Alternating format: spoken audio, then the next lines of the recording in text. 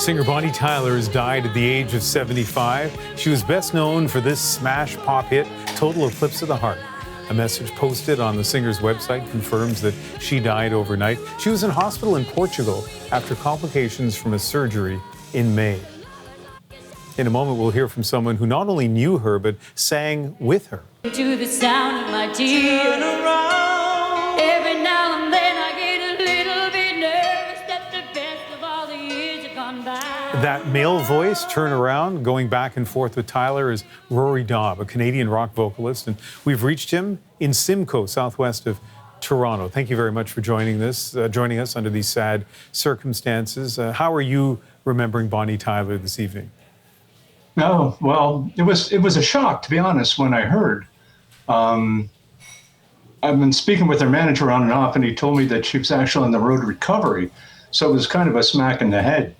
When I think of Bonnie, I think of actually the joy of recording Total Eclipse. And the first time when I met her, we were at Jim Steinman's apartment. He was the producer, and he wrote Total Eclipse. He wrote Bad Outta Hell. He had a lot of hits. And we played it for her. Just Jim and myself on the piano, and her eyes just popped. She had no idea until she heard it. And then, of course, it became a monster. Smash till this day. Yeah, I think it was the summer of 1983, and I'm old enough that I remember that summer well, and I remember that song really well. But listen, I got to tell you something. I didn't realize that you were on that record. Like, as distinctive as her voice is, and how clear it is that there's another voice on the record, I kind of just paid attention to Bonnie Tyler. What's it been like being part of such an iconic song, and in a lot of cases, being anonymous? Who knows, yeah. Well, the record came out and they neglected to put my name on it, which is one of those things that happens in rock and roll. The thing is, people thought it was her. But there's a big distinction between our voices, and that's something that Jim Steinman would do. It's usually the guy who's rough and the girl who's pretty, but he totally turns it around. So it was fun to do that way. Yeah. Okay, so for people who are not as old as you and I are, let's remind them a little bit about Bonnie Tyler, that she did have that, I mean, I hate to say raspy because it almost sounds like a negative. No. Yeah, it wasn't, but it was a distinctive voice. Kim Carnes kind of sounded the same way, but It's a Heartache. I remember that song so distinctly.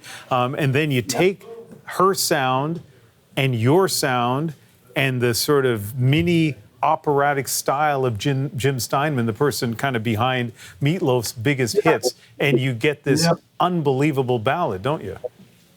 Oh, what can I say? Yeah, went #1 for 6 weeks. What more can you ask of a song? Okay, but I'll tell you. Yeah, go ahead. I was going to say, the first time I heard it, I knew. And with her voice, it was perfect for her. That's why I wrote it. Let's finish with a bit more about Bonnie Tyler, because most of us, I've listened to her music before. I don't really know anything about her. You touched on it, but tell us a little bit more. What should we know about Bonnie Tyler? She was afraid of nothing. Jim writes some very difficult stuff, and as you say, It's a Heartache was not even close to what he had her do, but she wasn't afraid. A lot of singers are afraid of Jim, first of all, but she just went out, what do you want? And here it is, cranked it. She would do stuff, when you listen to her records, if you listen to anything that Steinman has ever done, it's massive. It's like you said, it's a mini opera.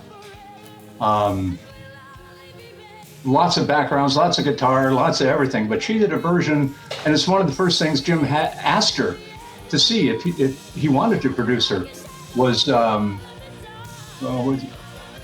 good. Now I'm John Fogerty's hit. Have you ever seen the rain? Mm-hmm. And no backgrounds, nothing, and she just cooked this song, and this is my favorite song on the record, bar none.